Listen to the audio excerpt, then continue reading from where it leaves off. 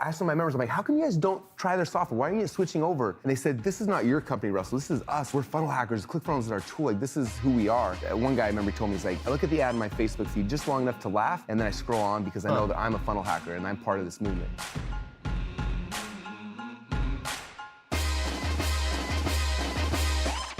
Why do people need to build a tribe? How do you do it? So it's kind of funny because when we were launching ClickFunnels, the market we were going into, there's a lot of competitors, right? And all of them are like, they're brands, but they're kind of nameless, faceless. They're just brands trying to do this thing, right? And I remember about that time I went to a network marketing thing because I had some friends in it. I was like, I want to see how these guys do their stuff. I show up in this room and there's like 4,000 or 5,000 people in this room, and everyone's getting on stage and they're crying, and I'm so confused. I'm like, this is a software company. Why are all these people crying? And like person after person for 2 or 3 days, and I'm so confused. And finally I look over to one of my buddies in there, I'm like, and he said to me, he said, you know what they're doing here? And I was like, I had no idea, but everyone's crying, I'm confused. And he said, they didn't build a software company. He's like, they created a movement, and that's why people are here. That's why they're coming. And this is the time So we're you're launching. saying they built the movement before they even branded this concept? Yeah, well, as they were doing it, and so we were launching ClickFunnels, and I was like, if we're just a software company like everybody else, then we're a commodity, right? And if you're a commodity, then it's like everyone's fighting for like the lowest price, and eventually you price yourself out, and then it's just like that's how a lot of businesses happen. And I was like, we need to build something bigger where people are part of this movement, and they're part of our tribe, and they feel like they belong to this thing. About that time, we were launching ClickFunnels, and again, at first it didn't take off like I thought it was. I remember about 2 or 3 months into it, I did a presentation about a concept we called funnel hacking, which is like, you find somebody else has a funnel, you look at it, and then you model it inside of ClickFunnels. And our people started calling themselves funnel hackers, and I was like, okay, this is like a thing we can, so I was like, hey, we're funnel hackers. We started making t-shirts, and everyone that signed up for our software, we make them watch a 10-minute video showing them how to use ClickFunnels. We mail them a t-shirt that said funnel hacker. And all of a sudden, all these people started wearing funnel hacker t-shirts. I got a message today from a guy in China who was at like the market, and he's like, I bumped into a guy with the funnel hacker shirt, took a picture of it, sends it to me, and it happens like all the time because this tribe, this culture, this thing we've tried to build has been huge. And what's interesting is, you know, right now, you mentioned before, we have 55,000 members, and I talk to some of them because every single week, almost every week since we launched ClickFunnels, there's been like the next ClickFunnels killer that's coming out, and everyone, I get all the emails from everyone forward, and like, oh, the competitor's coming out. And so far, I think it's been like 30-something that have come out, and all of them have kind of fallen by the wayside and didn't do much. You think that's because they weren't movements like yours? Yeah, well, I asked some of my members, I'm like, how come you guys don't try their software? Why aren't you switching over? And they said, because we're like, this is not your company, Russell. This is us. Like, we're funnel hackers. ClickFunnels is our tool. Like, this is who we are. And they said, one guy I remember told me, he's like, I look at it long enough, I look at the ad in my Facebook feed just long enough to laugh, and then I scroll on because I know that I'm a funnel hacker and I'm part of this movement. And so it's like, everyone's coming trying to beat us on pricing and things like that. And it's like, no, we built a community, we built a tribe of people who have a belief they're going somewhere, there's a vision, what they're all trying to do.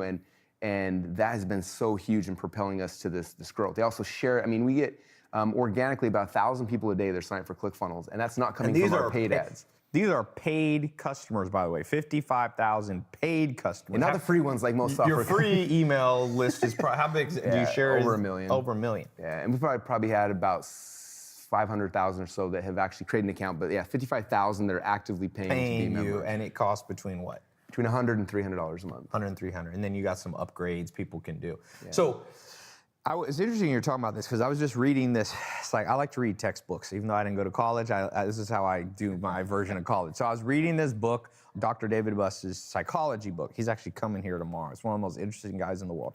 And he's talking about the rise of gang membership around the world. And he said it completely tracked the breakdown of the old family unit tribe, right? Gangs started to get big, let's say. I mean, there's always been some form of gang, but people want to belong to something. Mm-hmm. And so now if you can build a business, you see that with like Lady Gaga. She called her fans like wasn't it Little Monsters or something like that? And Justin Bieber, what are they called? Beliebers. Right? And that sounds stupid. When I saw that, I'm like, but maybe they're smarter than we think. And you had this thing, funnel hackers. And it's like, what should I use? Zach, what do we need to go? Thailand? Thai tribe? No, I don't want my name in it, because I think it's important, like you're saying, you didn't build yourself as the brand. Something bigger. In fact, so one of our top success stories I talk about in the book a lot, she's in the weight loss space, and her maiden name was Tool. So she always was Tool Time Trainer, and it was tough because people didn't self-identify with that. Right. And so she heard this the first time, she was at an event we did, and on the fly home, she's like, I need to change this to something that that my people will associate with. And it was tough for her because her business at that point had been her name. And she's like, but that's not big enough for everybody else. And so on the flight home, she was thinking about ideas, and all of a sudden she had this idea. She's like, I'm gonna rebrand it as Lady Boss Weight Loss, and my women are gonna be lady bosses. They went home, they completely deleted their whole business, which was doing well, rebranded it, launched this thing called Lady Bosses. And if you look at her movement right now, they have over 100,000 women who have purchased their programs, who are in this thing, and every single week they do these swag drops. They come in and she's like, I got my Lady Boss swag, and she'll come in and she'll reveal it, and they'll sell it for a short period of time, and I'm not allowed to share their numbers, but they will sell so much clothing in a finite period of time to all the lady bosses. Yeah. Because they have these shirts that say, I'm a lady boss, and they have all these quotes that people self-identify with. Yeah. And when they took it from a brand of their name to this thing that's bigger, people can identify with that. When they're in the gym, they see other lady bosses, and they're like, this is who we are, this is part of, this is our culture. So it works in any business, and so it's hard with your name though, because. Yeah, Thai makes it sound like Thailand, even though I'm not Asian at all. People are like, oh, Thai?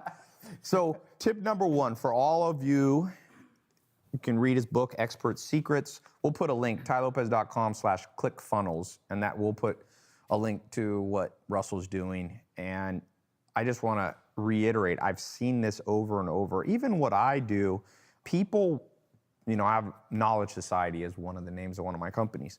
And it's not even something I tried to brand.